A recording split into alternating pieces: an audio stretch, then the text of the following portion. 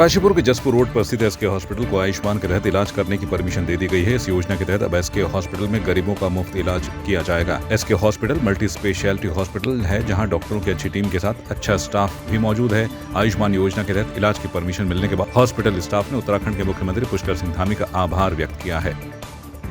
पहले तो मैं उत्तराखंड गवर्नमेंट का बहुत बहुत शुक्रिया अदा करना चाहता हूँ कि उन्होंने हमें ये आयुष्मान की जो सुविधा हमारे अस्पताल को दी है। और दूसरी चीज़, हम इस सुविधा से हमारा जो मेन एम है कि जो गरीब लोग हैं, जो इतना अफोर्ड नहीं कर सकते हैं, जो हेल्थ की उनको दिक्कतें आती हैं, सारी अफोर्ड नहीं कर पाते हैं, उनके लिए स्पेशली हमने ये सुविधा के लिए अप्लाई किया था। और गवर्नमेंट ने भी उन्हीं के लिए बेसिकली ये सुविधा का वो किया है, जो हमारे हॉस्पिटल को दिया है।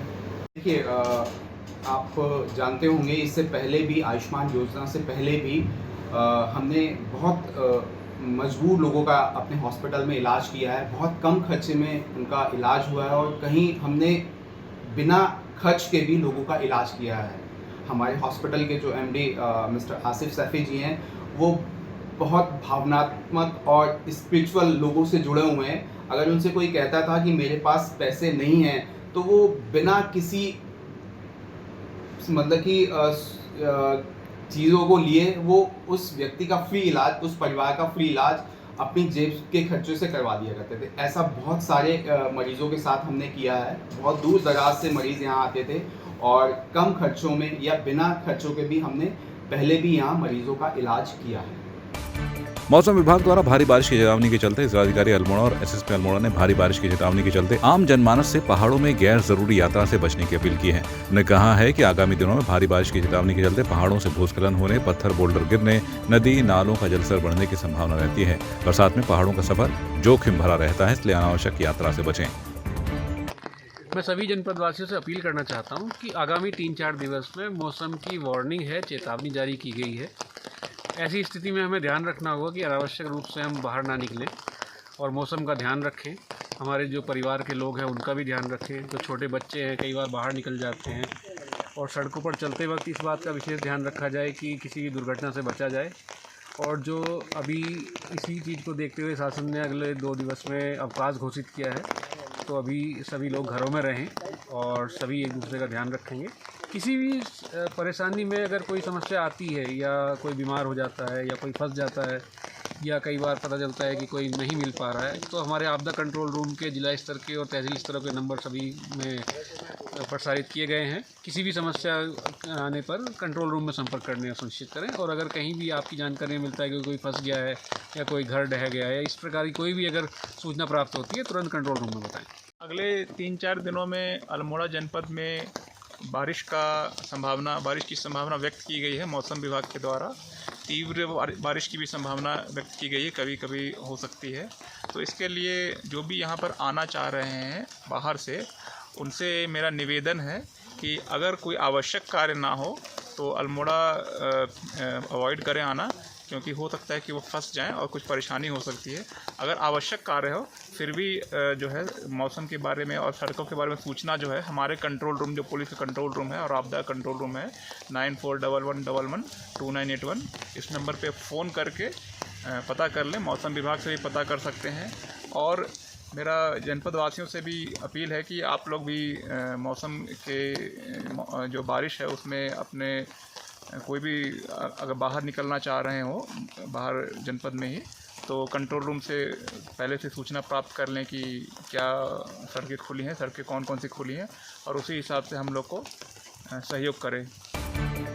गोविंद सिंह महाराज राजकीय चिकित्सालय रानीखेत में विधायक प्रमोद नैनवाल ने हेल्थ एटीएम का शुभारंभ किया। इस हेल्थ एटीएम के शुरू हो जाने से मरीज अब बीपी, शुगर, ईसीजी की जांच करा सकेंगे। हेल्थ एटीएम के माध्यम से शरीर की 20 प्रकार की जांच कराने की सुविधा अब निःशुल्क उपलब्ध होगी। हेल्थ एटीएम से विधायक ने अपना भी स्वास्थ्य परीक्षण कराया। इससे पहले मरीजों को अलग अलग स्थानों में जाकर अपनी जाँच करानी पड़ती थी। जो स्वास्थ्य सेवाएं हैं वो गरीब से गरीब व्यक्ति तक पहुँचें, तो इसी कल्पना को मूर्त रूप देते हुए रानीखेत जो हमारा नागरिक चिकित्सालय है, तो उसमें हेल्थ एटीएम का शुभारंभ किया गया है, जिसमें कि 20 जाँचें निःशुल्क प्रत्येक मरीज को उपलब्ध होंगी और उससे हमारे क्षेत्र की जो स्वास्थ्य सेवाएं हैं, जो जांच की जो प्रक्रिया है, जटिल प्रक्रिया है, उससे नहीं गुजरना पड़ेगा मरीजों को और बहुत आसानी से और मुफ्त में जांचें उपलब्ध होंगी। लाल कुआं शहर व इसके आसपास ग्रामीण क्षेत्रों में घोषित बिजली कटौती पर कांग्रेस कार्यकर्ताओं के साथ स्थानीय लोगों ने बीती देर रात विद्युत वितरण उपखंड कार्यालय में जबरदस्त नारेबाजी करते हुए विरोध प्रदर्शन किया। इस दौरान कांग्रेस कार्यकर्ताओं ने चेतावनी दी कि यदि जल्द ही विद्युत आपूर्ति सुचारू नहीं की गई तो कार्यालय परिसर में धरना प्रदर्शन शुरू किया जाएगा, जिसकी जिम्मेदारी शासन प्रशासन की होगी। हमारा तो ये कहना है कि कम से कम अगर आप लाइट की कटौती कर रहे हो कहीं तो उसका कम से शेड्यूल तो बनाओ कि हम 2 घंटे लाइट काटेंगे, 3 घंटे लाइट काटेंगे। बच्चों को पढ़ना है, बड़ा पेपर, किसी के पेपर हो रहे हैं तो कब तक बेचारे पढ़ाएंगे। शाम के टाइम ही सब काम होते हैं, पानी भी उसी टाइम आता है, लोगों ने उस टाइम अपना पढ़ाई भी करनी होती है, तो उसी टाइम में लाइट काटते हैं। हमारा ये कहना है कि कम से कम आप अगर आपका शेड्यूल बनाओ आप कि आपने लाइट काटनी 2 घंटे वक्त बताओ आप हमें। मोबाइल में जैसे पैसे मैसेज आते थे वो मैसेज दो आप, आपका तो मतलब ही नहीं, आपने अंधेर जिम्मेदार की है, जब मर्जी लाइट काट दे रहे हैं। और जब कोई ऐसा भी गर्मी करता है वो प्रकोप नहीं है कि एकदम लाइट काट रहे हैं, यहाँ पर हमेशा लाइट काट रहे हैं इनका। कुमाऊं में लगातार हो रही बारिश के चलते आम जनजीवन अस्त व्यस्त हो गया है। जगह जगह पर लैंडस्लाइड भी हो रहा है। ऐसे में प्रशासन सभी से अलर्ट रहने की अपील कर रहा है। हल्द्वानी में कुमाऊं कमिश्नर दीपक रावत ने कहा कि 3 जनपदों में रेड अलर्ट जारी किया गया है। कुमाऊं की 72 सड़कें बंद है। नैनीताल जिले में 27, पिथौरागढ़ 22 और अल्मोड़ा में 11 सड़कें बंद है। 3 जनपदों में तो रेड अलर्ट है और कल से जो बारिश हो रही है उसमें पूरे कुमाऊं की अगर सड़कों का मैं टोटल करूं तो लगभग हमारी 72 सड़कें बंद थी। इसमें नैनीताल अकेले में 27 सड़कें बंद थी, पिथौरागढ़ में 22 बंद थी, अल्मोड़ा में भी 11 के आसपास बंद थी। लेकिन इसमें अधिकांश सड़कें हमारी PMGSY की सड़कें हैं, जिसमें कि थोड़ा बहुत मलबा भी आ जाए तो उसको हम बंद में गिनती उसके करते हैं। इनमें से 60 सड़कें आज ही खुल जाएंगी। कुछ सड़कें ऐसा है जो 15 को खुलेंगी, एक आध जो उसके बाद खुलनी है, और इन सब पे लगातार हमारा काम चलता है। जैसे ही विंडो मिलती है इनको खोला जाता है। और विशेषकर माननीय मुख्यमंत्री जी के 2 इंस्ट्रक्शंस इसमें हैं कि अगर कोई भी यात्री कहीं फंसता है किसी भी जगह पे तो एक तो प्रशासन ही उनके खाने पीने का इंतजाम करवाएगा, नंबर 1।